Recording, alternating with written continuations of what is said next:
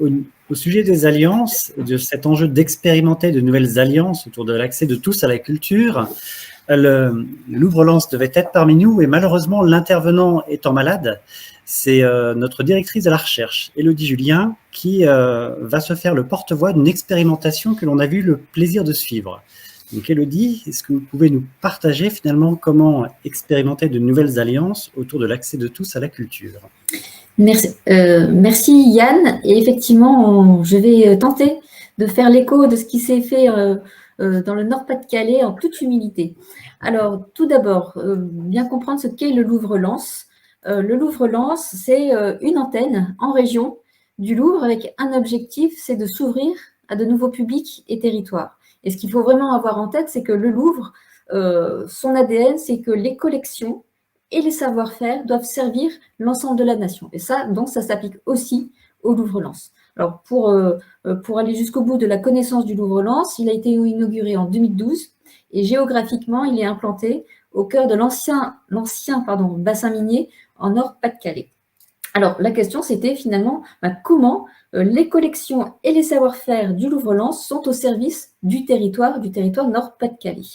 Alors, concrètement, comment ça s'est fait ?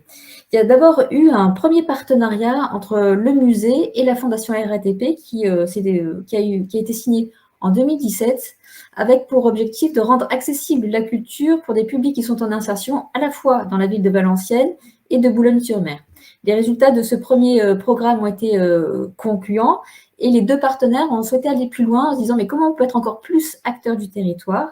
Et pour ça, ils se sont dit mais il faut qu'on aille voir, il faut qu'on aille adresser des jeunes. Et c'est comme ça qu'ils sont allés voir la mission locale de Denain, qui est une ville du Nord-Pas-de-Calais, en disant mais il faut qu'on arrive à adresser les jeunes qui sont en insertion de 18 à 25 ans. Et c'est comme ça qu'à trois, ils ont co-construit un parcours inclusif d'insertion sociale et professionnelle autour de toutes les dimensions du musée. Donc, je parlais à la fois des dimensions de rendre accessibles et visibles et compréhensibles les collections et en même temps de bien comprendre quels sont tous les métiers, tous les savoir-faire qui sont portés par le musée. Donc, ce parcours, c'était concrètement, ça a été 10 sessions où on a amené une vingtaine de jeunes à aller voir les collections, à aller voir les professionnels, les différents métiers pour qu'ils comprennent bien ce que ça veut dire et surtout qu'ils intègrent le fait que c'est aussi pour eux, c'est aussi accessible pour eux.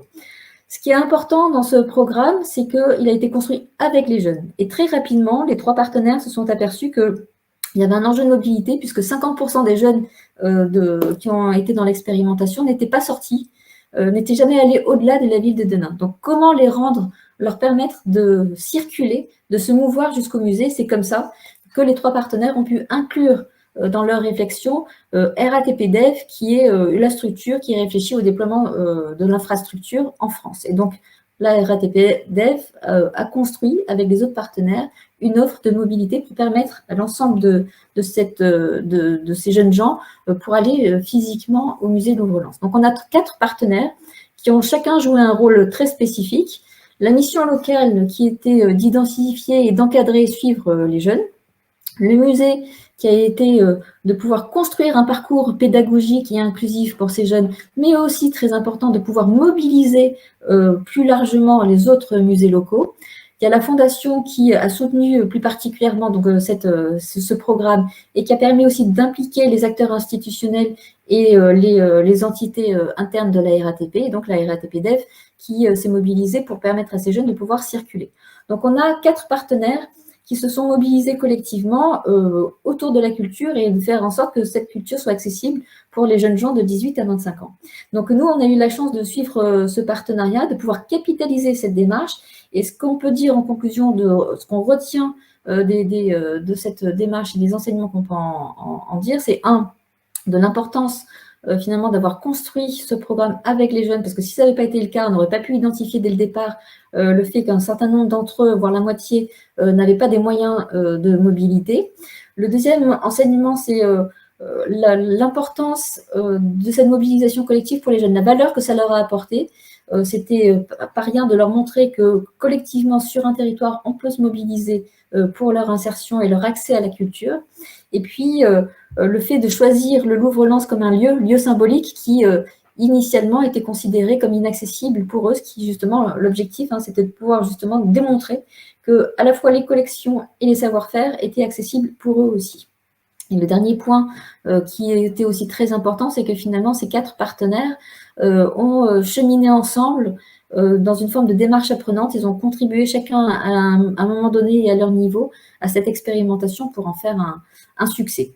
Donc voilà, de façon très humble, ce on a vu de cette démarche de partenariat, d'alliance multi-acteurs territoriale. Et voilà, on voulait vous présenter ce que ça a permis.